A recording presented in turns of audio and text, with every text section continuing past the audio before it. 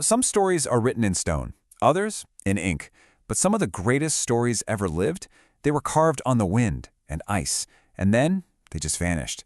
Today, we're cracking open a historical cold case, one that's 1,000 years old. And I don't mean just tweak it a little. I mean, what if a single missing manuscript held the power to completely change our understanding of the European arrival in the Americas? All right, let's get into this because this isn't just any old tale. We are literally on the trail of a ghost, a legendary text that historians have been whispering about for centuries. Now, the first step in any investigation is to know your subject. So let's open the case file on the man at the very center of this whole mystery. Erik Thorvaldsen, though you and I know him better as Erik the Red, probably for his fiery hair and, well, his fiery temper, this guy was a big deal. An explorer, an outcast. He got exiled from Iceland for manslaughter of all things, and a visionary who somehow convinced hundreds of people to follow him to a giant, icy island he masterfully branded Greenland. His life was absolutely epic. And this right here, this is the core of the mystery. The Norse loved their sagas. These were long, detailed stories about their greatest heroes. So for a guy as important as Erik, the founder of a whole new world, to not have his own definitive saga? That's just strange. It's like finding a book about Napoleon that just stops right after his first major victory. It makes no sense.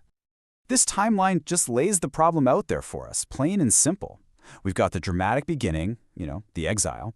We have his monumental achievement, founding the Greenland colony. And then, what? The details get incredibly fuzzy. We know his kids, like Leif Erikson, went on to become famous themselves, but Erik, what were his last years like?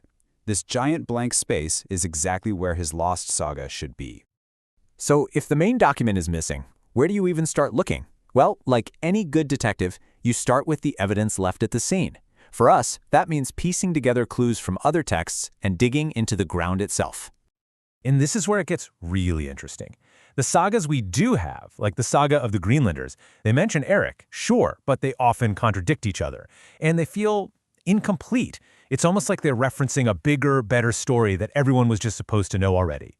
At the same time, modern archaeologists are unearthing things in Greenland and North America that suggest the Norse presence was way bigger and more complex than those sagas let on. The physical evidence is starting to tell a totally different story. It's the multi-million-dollar question, isn't it? You don't just lose the biography of one of your all-time greatest heroes. So was it destroyed on purpose? Was it suppressed? Or could it be something else entirely? Now get this, it might not have been a person at all. We know for a fact the climate was shifting back then. The very colony Erik founded in Greenland eventually died out because the world got colder. It's totally possible that while everyone was just trying to survive, preserving old manuscripts wasn't exactly top of the list. The saga might not have been burned. It might have just rotted away, a casualty of climate change.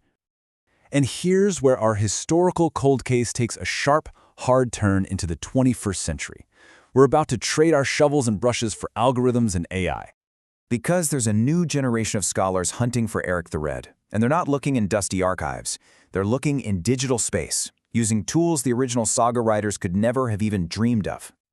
Okay, some of this stuff is straight out of science fiction. First, researchers are using AI to scan every single Viking saga that exists, looking for unique phrases or storytelling tics, linguistic fingerprints basically, that suggest they all copied parts from a single lost master text about Erik.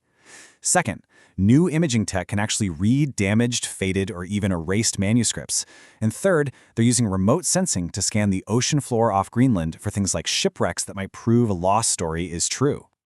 I mean, let that sink in for a moment. The combination of all this new tech means that pieces of history we all thought were gone forever are starting to come back into focus.